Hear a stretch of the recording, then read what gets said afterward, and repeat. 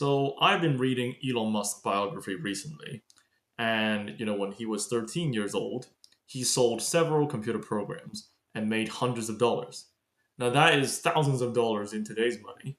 So I would love if my daughter can buy the family a trip to Europe when she's 13. So I've been wondering, what's Elon's upbringing like? And is there anything I can learn from that in order to make sure that we get that trip to Europe in 11 years' time? Now, let's talk about it. The first thing to note about Elon's childhood is that he grew up in South Africa during the 70s and 80s. Now, during that time, South Africa was a very violent place. Now, both him and his brother Kimball talked about seeing people getting stabbed in the head, stepping into a pool of blood, and people using machine guns to shoot their rivalries on a train. And though all of those things were their experience when they were teenagers or even younger. Now, despite all that, Elon's parents were not overly protective. In fact, they were not protective at all. They gave Elon and his brother and sister a lot of freedom. Now, there was an interview with May Musk, Elon's mother, where she talked about letting the children to free roam. Now, it is hard to appreciate how free he actually meant without going into some stories. So here goes. When Elon was only 2, he was already experimenting with explosives and rockets. Now, I guess they were just lying on the floor in the family. Not entirely sure what's going on there, but his parents just didn't stop him. A few years later, when Elon was in second grade, his school thought he was retarded, right? And he actually got Elon's parents to attend the school and told them that Elon appeared to not understand what the teacher was saying at all. What actually happened was just Elon was so deep in his thoughts when he was thinking about certain things. And when he did that, he said he sensorially shut down, all the voices from the outside. So that was what happened, but the school thought he was retarded. And Elon's parents just went, "We don't believe you." They don't believe the school. There's nothing like, "Elon, why didn't you listen to the teacher? Elon, why didn't you pay attention to the class?" There's nothing like that. It's just, "School, we don't believe you.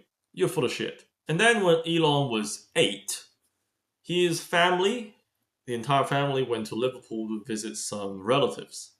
And he and his brother were basically left in a park to play by themselves. Meaning the parents actually left and went to do something else.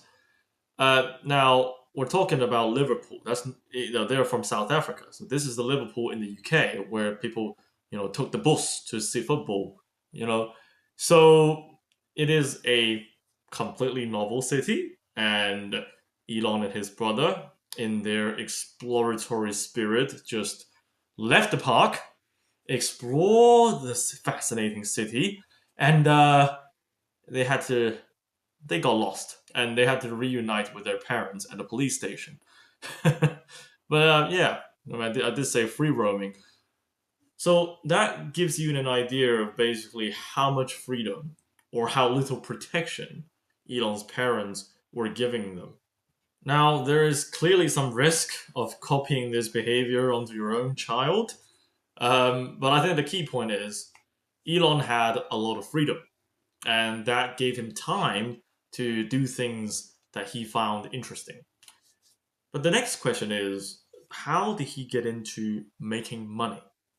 Well, there were a few things that Elon wanted to buy, but his parents were unwilling to pay for.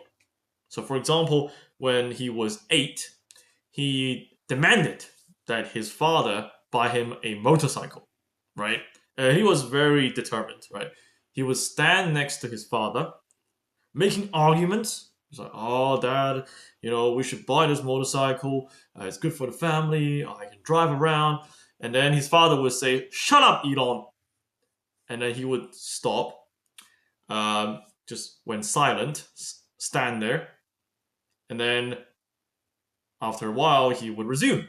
he would just keep making the point. Yeah, I can drive around. I can go to places by myself and do delivery to make money. It'll be great for everyone. Uh, and Miraculously, it actually worked. After several weeks of arguments, persistent arguments, his father paid for a motorcycle for him. Now, of course, if you had to do this every time, it's actually quite a bit of trouble, right? So instead of spending weeks trying to convince his father, he started to earn his own money. Right? Spend the same time to earn his own money and buy things with his own money. So, for example, when Elon was probably around 10, him and Kimball and their cousins, uh, they actually had a business where they sold Easter chocolate eggs. Right? They would buy chocolate raw material, sort of melt them and make them into egg shape, and they bought the foil, they packaged them so that basically they look like proper Easter egg products. And then they went to the neighborhood, knocked on door, and sold those eggs door to door. That's a pretty entrepreneurial thing to do when you were that young. And then when Elon was 12, he and his brother Kimball helped Errol, their father, build a lodge in a wildlife animal reserve, and to rent it to visitors for money. So it was like a family business, and Elon would often earn money through this venture. Now, the the thing to note about this is that it's a very tricky business, right? So they had to build a lodge, so there was a lot of engineering involved, how to build the foundation and fixing various systems.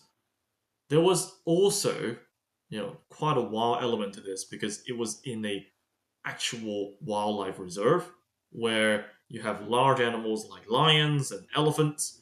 And in the night, when they were still building the lodge, they actually had to hold rifles in their hand and sleep around a fire so that basically, when the lions come, they will be scared by the fire and then they can have the rifle to protect themselves. Now, yeah, it was. As I said, there's a lot of risk copying exactly what Elon's parents did. But I think the point is there is a high degree of adventurism in what Elon did when he was a child to earn money, right? And I think that has a huge impact. Yeah, they were doing all sorts of things like fixing pipes damaged by elephants and cleaning monkey poops. It was a lot of hard work and clever work. So certainly, I feel this is a very important experience.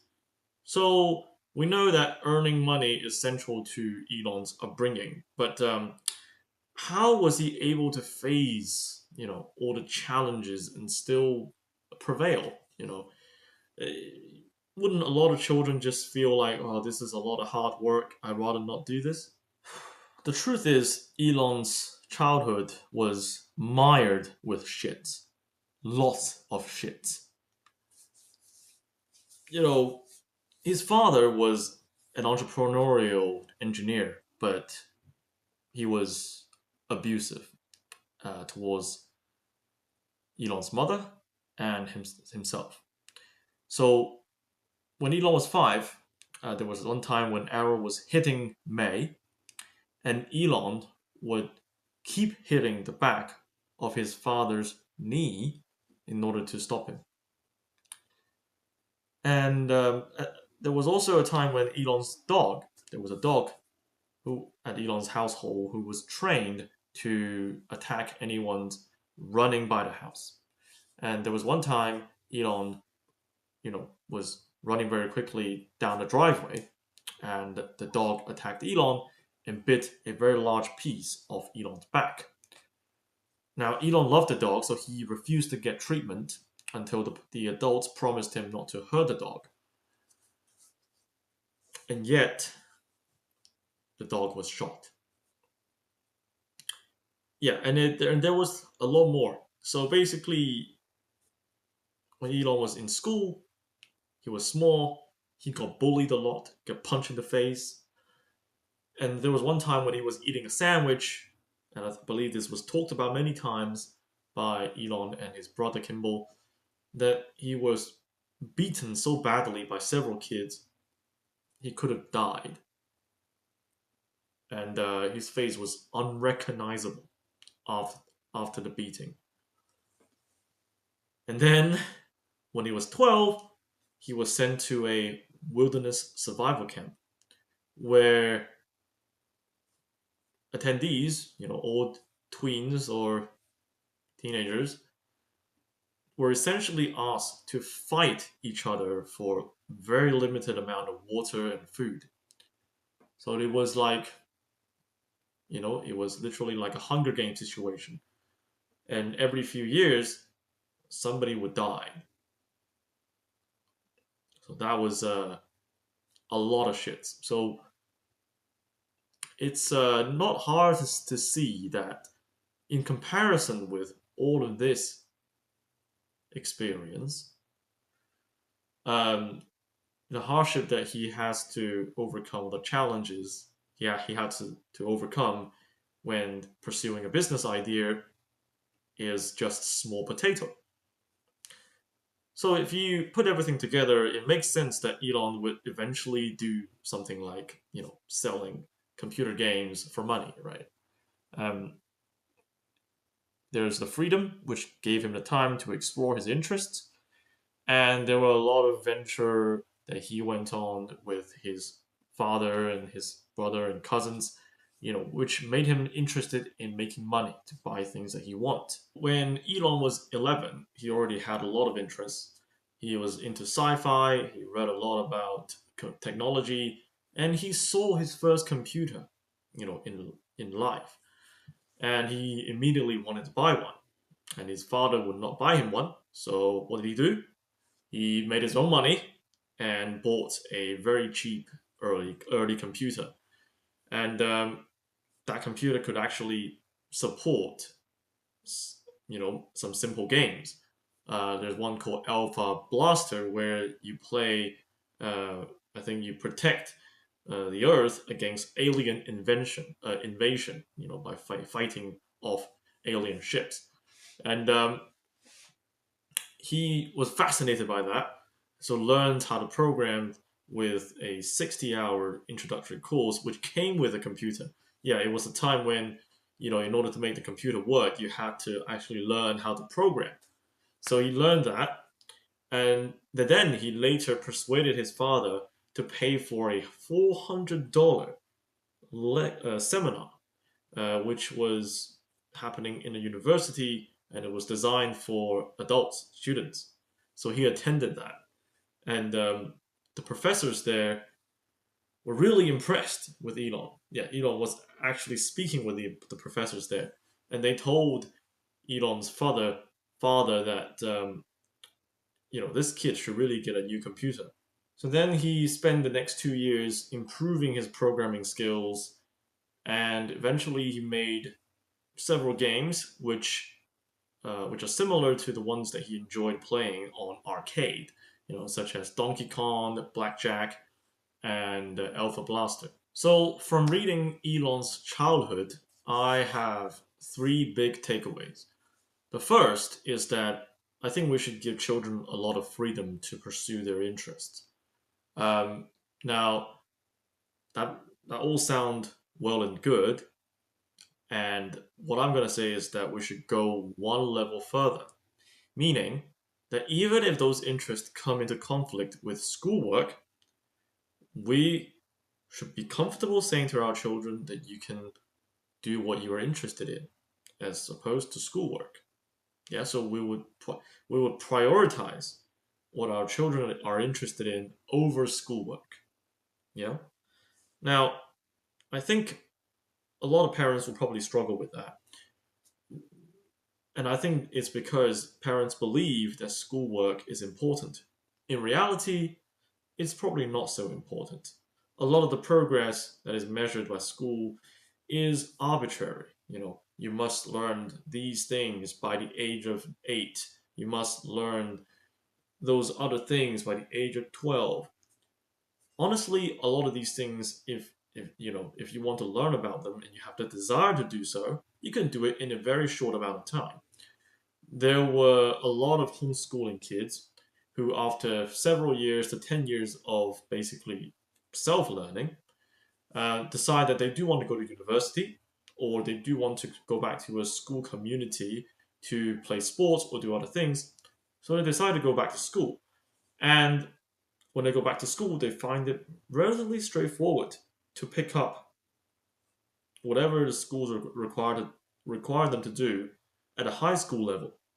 And bear in mind that these kids have not been consistently tested for several years to 10 years. And I think it's because during those time when they are pursuing their own interest, they've actually become very effective learners.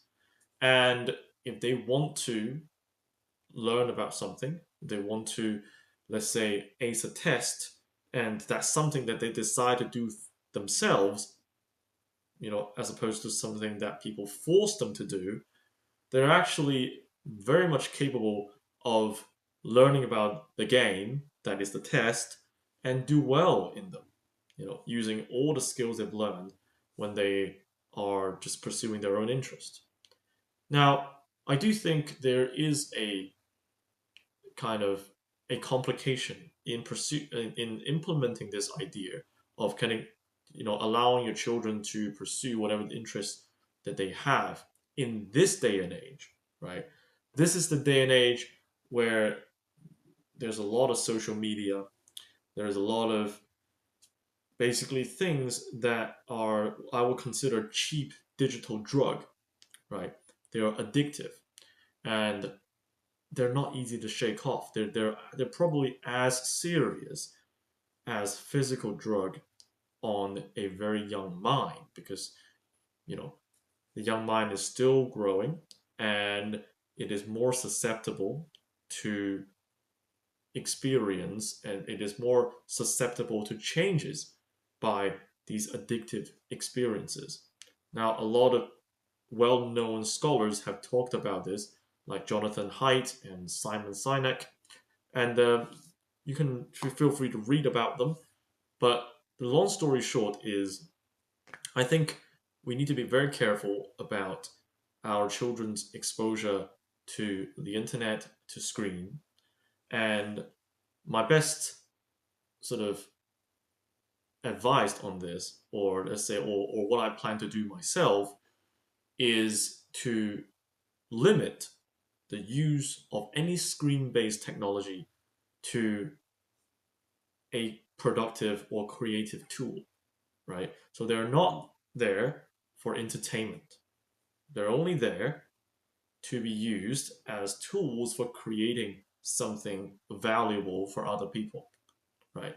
So your children can use it for coding, to make videos, to make music, but they cannot use it to go on to TikTok, or to just watch the entertainment part of the YouTube library, right? So if they want to watch something, now it must be for educational purposes. Other than that, they should just use the screens or the computers for creating things or producing things. The second idea is, let your children make money and buy their own things. Now, not having enough money to buy whatever you want to buy is obviously not a great feeling. But children won't really learn to be entrepreneurial unless they can also experience that disappointment and understand that earning money is the way to solve the problem, right?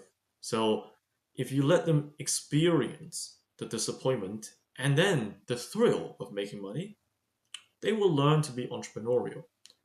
So I think a lot of the time when children want to buy something and you don't want to buy them because it is too expensive, or it is not within the budget, instead of saying, yeah, we just don't have the room for that, or yeah, those other things are also pretty fun.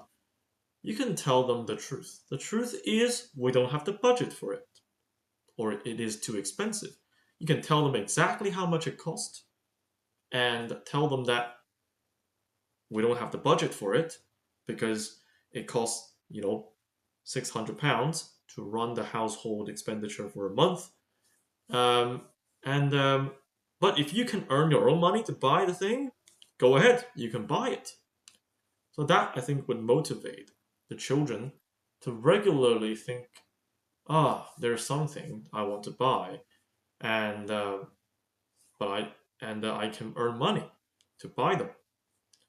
So obviously now they have the desire to make money. What do you do next? Well, you need to show them how to make money. Now, I think the lemonade stand type of ideas are more like running businesses. So you need to put up some upfront capital to acquire the raw material. You need to go through some production processes, and then you need to figure out how to sell it, right? Your sales channel and your marketing. So those ideas are more like running a business. So Elon's Easter egg uh, business was a good example, right? So they had to buy raw material, make them into eggs, and sell them door to door. So I think things like that is a good idea to start with. But I think the mowing the lawn type of ideas also has its value because it kind of gets the children to learn how working in a job is like, and they can also earn some startup capital for their business ideas, right? So you need to have the money to buy the raw material. So I think both are good things to experiment with. However, I do think that we as parents we should not pay our children to do chores for us because I think it's more important to reinforce another value, which is that as a member of the household, children are also responsible for certain house chores. I think that is a very important family value that I would not that I would prioritize over the need to teach our children the the way to make money. So probably a practical way of doing so is to group together with a few of your neighbors and just say that our children will do each other's household's chores for some money. The third valuable idea I see in Elon's upbringing is let your children experience the shits of this world. Now, this is obviously quite a controversial thing to say, but sometimes the most valuable idea is those that makes people slightly uncomfortable. Now, the basic idea is children, just like any human, they learn to persevere, they learn to protect themselves through experiencing risky things. Right? And if we remove risks from their environment, then they don't grow. I believe true growth is basically an increased mastery of your environment, meaning that you are able to protect yourself better or get the things you want more effectively. And that requires you to experience things that could stop you from getting what you want, things that could hurt you. So I think um, I'm definitely not saying that we should put our children through the same sort of trauma that Elon went through, right? So getting bullied to near death and getting verbal abuse from his father. Now these are not the sort of thing that I think our children should experience because these are tantamount to life-threatening physical violence and psychological abuse. However, I do think that parents these days are more likely to be overprotective of their children and thereby robbing the children of the chance to grow. For example, with my own 2-year old, I would much rather take her to bigger kids' playground instead of soft play. I would like her to run around barefoot, run down from steep hills, cross road bridges, and climb a large frame. So, I want her to experience challenges, roughness, and even get hurt sometimes. Because I think those experiences are extremely helpful uh, to her learning how to master her own body. Now, the most challenging thing about letting her to play in bigger kids' playgrounds is that sometimes much bigger kids would get physical with her and could actually knock her over. There was one time when she was crossing a bridge and a bigger kid knocked her over the bridge and she fell into a sandpit very hard. And she was crying. At that time, I think it's very important that I remained calm. So I walked up to her, not rushing, and I told her that I saw what happened. Uh, Somebody knocked you over the bridge, and it hurts. I understand that it is difficult. Now, crucially, I didn't I didn't blame the other kid. I also didn't just tell her to toughen up. I tried to show her that I saw her experience and I understand her pain. And I just kept paraphrasing what I said. Like, oh, I know it hurts. Oh, it must have hurt a little. Kept paraphrasing this for a couple of minutes while holding her. And, when she felt heard, when she felt seen, she calmed down pretty quickly. And then that was my opportunity to show her how to maintain her balance, right?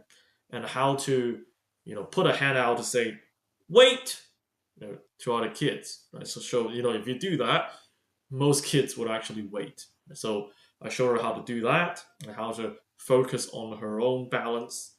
And nowadays, if we go through another road bridge, right, she would do this. Right, she would try to tell other kids to wait, and she would also, tell me to, be careful with my balance. How to maintain my balance. So she learned how to protect herself and how to protect me.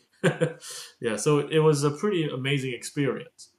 Now, you probably still remember the story where Elon was hitting the back of his father's knees in order to stop his father from hitting his mother. Now, that story tells me that even children have the instinct of protecting themselves and protecting the people they love. Now, in Elon's case, his parents were clearly not shy to show him the shits of this world, the many, many shits of this world, including the ones coming from themselves. Now, Elon clearly learned how to protect himself. He's also read a lot of comic books in which there were superheroes who were basically willing to make great sacrifice of themselves and are also very powerful, and their aspiration is to protect the world. I think the amount of shits that Elon had to go through in life and his experience reading these comic books probably formed the foundation of his messiah complex, this desire to save the world. And I think that underpins a lot of his achievements. So I would say there is tremendous value in thinking about how to appropriately show the many, many miseries and challenges of this world to your children. And use setbacks that happen to them to guide them to protect themselves and to master their environment to get what they want.